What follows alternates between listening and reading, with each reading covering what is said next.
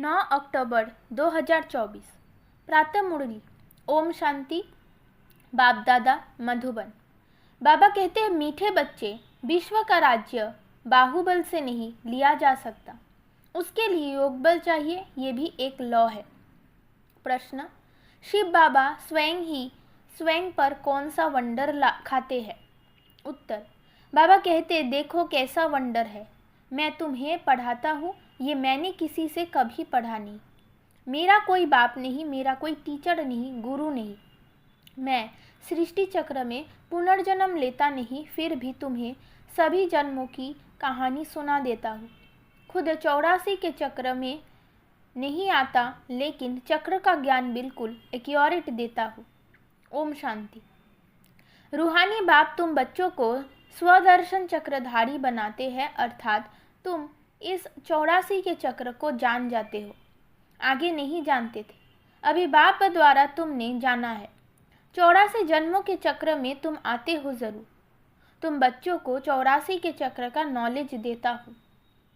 मैं स्वदर्शन चक्रधारी हूँ, परंतु प्रैक्टिकल में 84 जन्म के चक्र में आता नहीं हूँ। तो इससे समझ जाना चाहिए, शिव बाबा में सारा ज्ञान है। तुम जानते हो, हम ब्राह्मण अभी स्वदर्शन चक्रधारी बनते हैं, बाबा नहीं बनते हैं। फिर उनमें अनुभव कहाँ से आया? हमको तो अनुभव प्राप्त होता है। बाबा कहाँ से अनुभव लाते हैं? जो तुमको सुनाते हैं। प्रैक्टिकल अनुभव होना चाहिए ना। बाप कहते हैं, मुझे ज्ञान का सागर कहते हैं, परंतु मैं तो 84 जन्म के चक्रों में आता नहीं हूँ। फिर मेरे में ये ज्ञान कहाँ से आया? टीचर पढ़ाते हैं तो ज़रूर खुद पढ़ा हुआ है ना। ये शिव बाबा कैसे पढ़ा? इनको कैसे 84 के चक्र का मालूम पड़ा, जबकि खुद 84 जन्मों में नहीं आता है? बाप बीज रूप होने कारण जानते हैं, खुद 84 के चक्र में नहीं आते हैं, परंतु तुमको सब समझाते हैं। ये भी कितना वंडर है। ऐसे भी नहीं बाप कोई शास्त्र आदि पढ़ा हुआ है। कहा जाता है ड्रामा अनुसार उसमें ये नॉलेज नूंधी हुई है जो तुमको सुनाते हैं। तो वंडरफुल टीचर हुआ ना। वंडर खाना चाहिए ना, इसलिए इनको बड़े बड़े नाम दिए हैं, ईश्वर, प्रभु, अंतर्यामी आदि आदि। तुम वंडर खाते हो, ईश्वर में कैसे सारी नॉलेज भरी हुई है, उनमें आई कहाँ से जो तुमको समझाते हैं? उनको तो कोई बाप भी नहीं जिससे जन्म लिया हो वह समझा हो। तुम सब भाई भाई हो, वो एक कैसे तुम्हारा बाप है, बीज रूप है। कितनी नॉलेज बैठ बच्चों को सुनाते हैं। कहते हैं 84 जन्मों में मैं नहीं लेता हूँ, तुम लेते हो। तो ज़रूर प्रश्न उठेगा ना, बाबा आपको कैसे मालूम पड़ा? बाबा कहते हैं, बच्चे, अनादि ड्रामा अनुसार मेरे में पहले से ये नॉलेज है जो तुमको पढ़ाता हूँ, इसलिए ही मुझे ऊंचते ऊंच भगवान कहा जाता है। खुद चक्र में नहीं आते, परंतु उनमें सारी सृष्टि के आदि मध्य अंत की नॉलेज है। तो तुम बच्चों को कितनी खुशी होनी चाहिए। उनको 84 के चक्र की नॉलेज कहाँ से मिली? तुमको तो मिली बाप से। बाप में ओरिजिनली नॉलेज है, उनको कहा ही जाता है नॉलेजफुल। कोई से पढ़ा भी नहीं है तो भी उनको ओरिजिनली मालूम है, इसलिए नॉलेजफुल कहा जाता है। ये वंडर है ना, इसलिए ये ऊंचते ऊंच पढ़ाई गाई जाती है। बच्चों को वंडर लगता है बाप पर, उनको क्यों नॉलेजफुल कहा जाता? एक तो ये समझने की बात है, दूसरी फिर क्या बात है? ये चित्र तुम दिखाते हो तो कोई पूछेंगे कि ब्रह्मा में भी अपनी आत्मा होगी और ये जो नारायण बनते हैं उनमें भी अपनी आत्मा होगी। दो आत्माएं हैं ना, एक ब्रह्मा एक नारायण की। परंतु विचार करेंगे तो ये कोई दो आत्माएं नहीं है, आत्मा एक ही है। ये एक सैंपल दिखाया जाता है देवता का। ये ब्रह्मा सो विष्णु अर्थात नारायण बनते हैं, इसको कहा जाता है गुह्य बातें। बाप बहुत गुह्य नॉलेज सुनाते हैं जो और कोई पढ़ा ना सके सिवाय बाप की। तो ब्रह्मा और विष्णु की कोई तो आत्मा ही नहीं है। वैसे ही सरस्वती और लक्ष्मी इन दोनों की दो आत्माएं है या एक?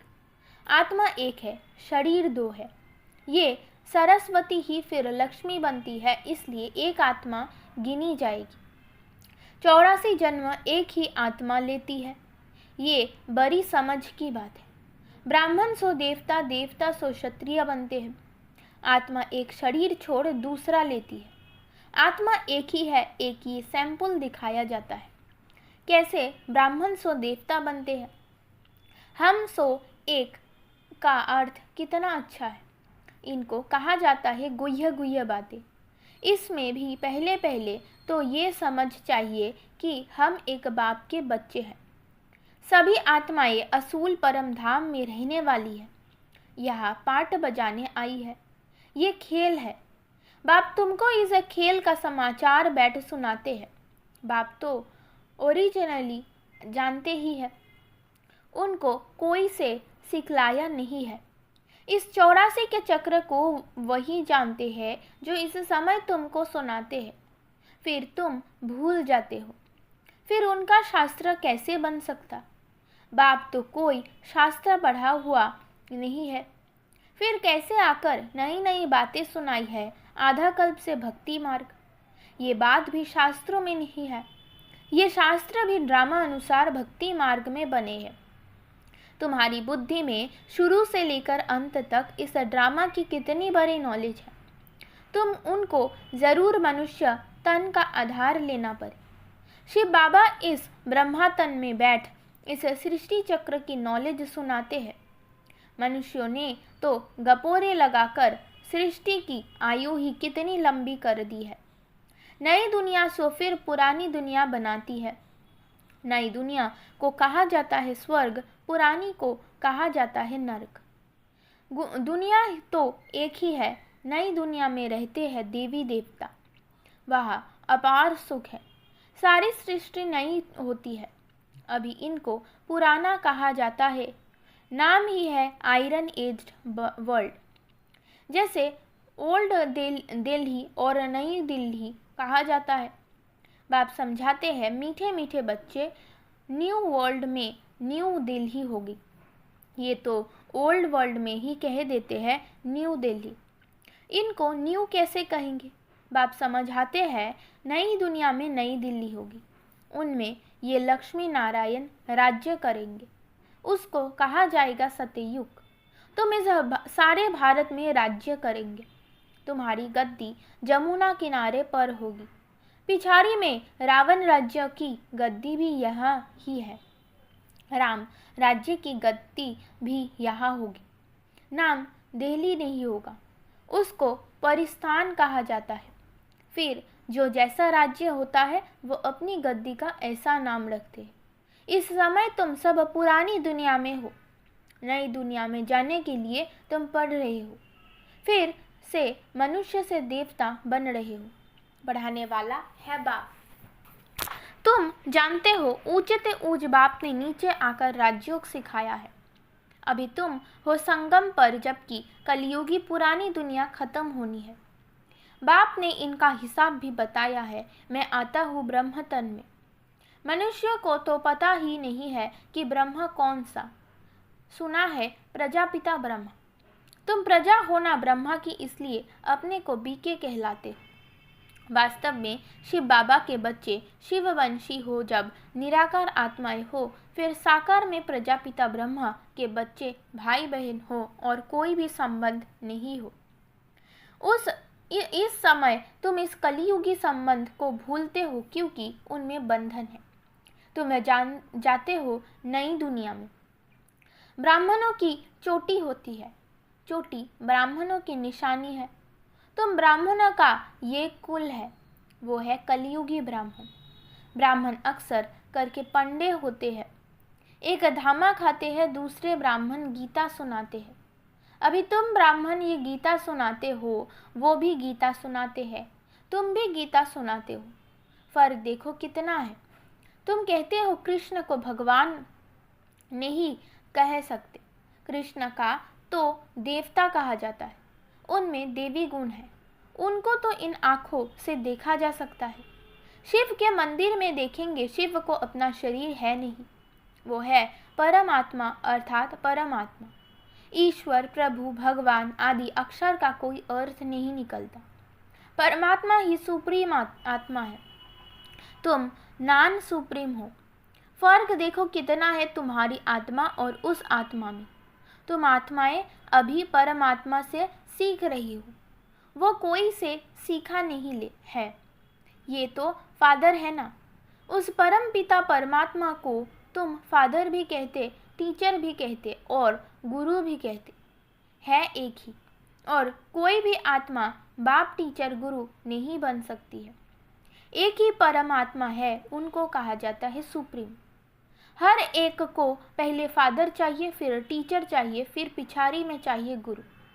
बाप भी कहते हैं मैं तुम्हारा बाप भी बनता हूँ, फिर टीचर बनता हूँ और फिर मैं ही तुम्हारा सद्गति दाता सद्गुरु भी बनता हूँ।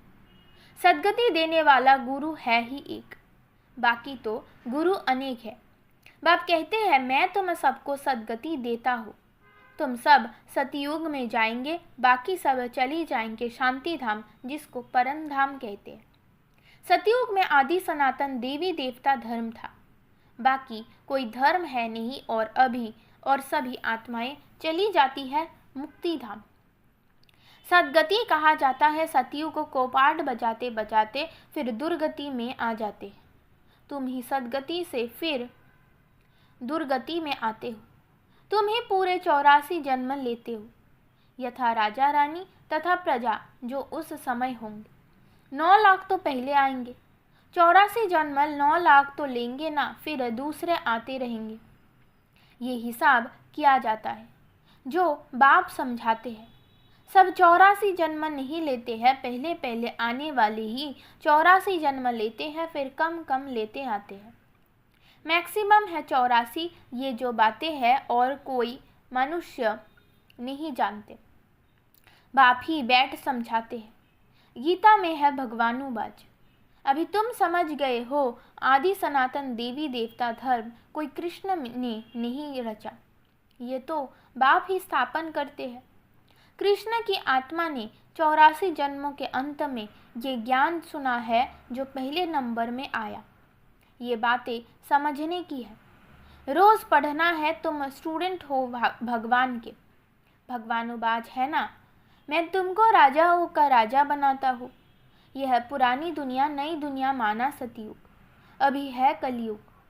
बाप आकर कलियुगी पतित से सतयुगी पावन देवता बनाते हैं, इसलिए कलियुगी मनुष्य पुकारते हैं बाबा आकर हमको पावन बनाओ। कलियुगी पतित से सतयुगी पावन बनाओ। फर्क देखो कितना है। कलयुग में है अपार दुख। बच्चा जन्म सुखा हुआ कल मर गया, दुखी हो जाएगा।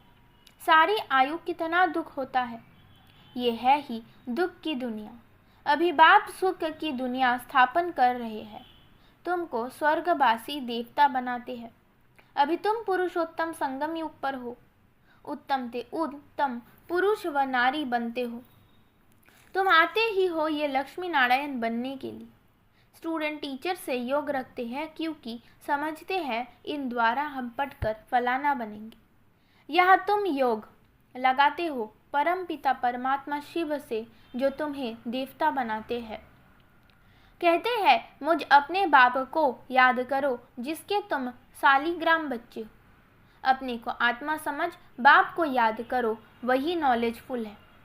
बाप तुम्हें सच्ची गीता सुनाते हैं परंतु खुद पढ़ा हुआ नहीं है।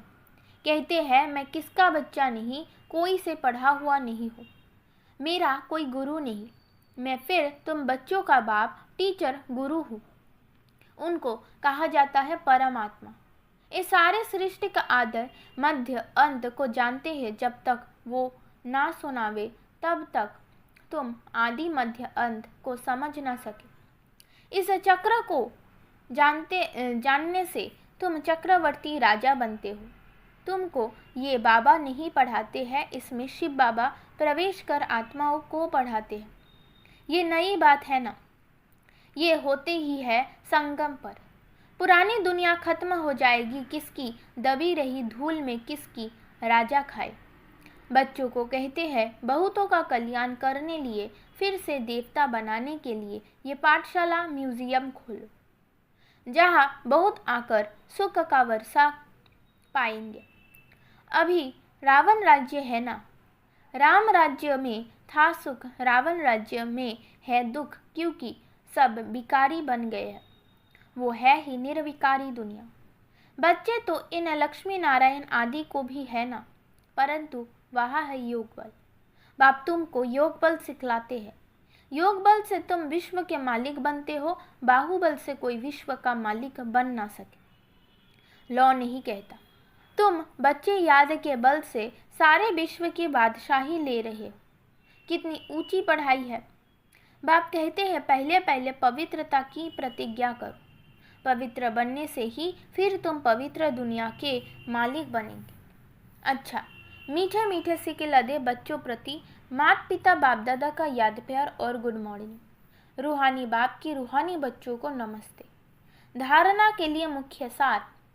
नंबर 1, कलियुगी संबंध जो कि इस समय बंधन है, उन्हें भूल स्वयं को संगम योगी ब्राह्मण समझना है। सच्ची गीता सुननी और सुनानी है। नंबर 2, पुरानी दुनिया खत्म होनी है, इसलिए अपना सब कुछ सफल करना है। बहुतों के कल्याण लिए, मनुष्यों को देवता बनाने के लिए ये पाठशाला व म्यूजियम खोलने हैं। वरदान, बाप की आज्ञा समझ मोहब्बत से हर बात को सहन करने वाले सहनशील भव। कई बच्चे कहते हैं कि हम राइट है, फिर भी हमें ही सहन करना पड़ता है, मरना पड़ता है। लेकिन ये सहन करना व मरना ही धारणा की सब्जेक्ट में नंबर लेना है, इसलिए सहन करने में घबराओ नहीं। कई बच्चे सहन करते हैं, लेकिन मजबूरी से सहन करना और मोहब्बत में सहन करना, इसमें अंतर है। बातों के कारण सहन नहीं करते हो, लेकिन बाप की आज्ञा है सहनशील बनो, तो आज्ञा समझ मोहब्बत में सहन करना अर्थात स्वयं को परिवर्तन कर लेना, इसकी ही मार्क्स है। स्लोगन, जो सदा खुशी की खुराक खाते हैं वो तंदुरुस्त रहते हैं। ओम शांति।